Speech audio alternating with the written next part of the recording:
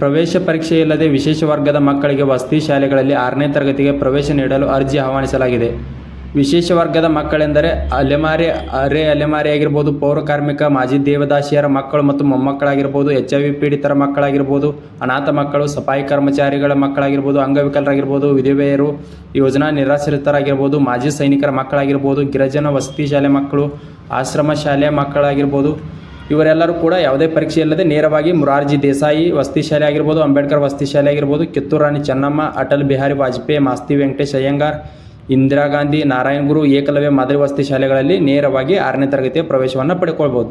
ಪ್ರವೇಶವನ್ನು ಪಡ್ಕೊಳ್ಳಲು ಮೇ 15 ಕೊನೆಯ ದಿನಾಂಕ ಆಗಿರ್ತೈತಿ. ನೀವು 5ನೇ ತರಗತಿಯನ್ನು ಉತ್ತೀರ್ಣರಾಗಿರಬೇಕಾಗತ್ತೆ. ನಿಮ್ಮ ಆಧಾರ್ ಕಾರ್ಡು, ಪಾಲಕರ ಮೊಬೈಲ್ ಸಂಖ್ಯೆ, ವಿಶೇಷ ವರ್ಗದ ದಾಖಲಾತಿಗಳನ್ನು ತೆಗೆದುಕೊಂಡು ಹತ್ತಿರದ ವಸತಿ ಶಾಲೆಗಳಿರ್ತಾವಲ್ಲ ಅವುಗಳಿಗೆ ಭೇಟಿ ಮಾಡಿ ನೀವು ಅರ್ಜಿಯನ್ನು ತುಂಬಿ ನೇರವಾಗಿ ಪ್ರವೇಶವನ್ನು ಪಡ್ಕೊಳ್ಬೋದು. ಇದು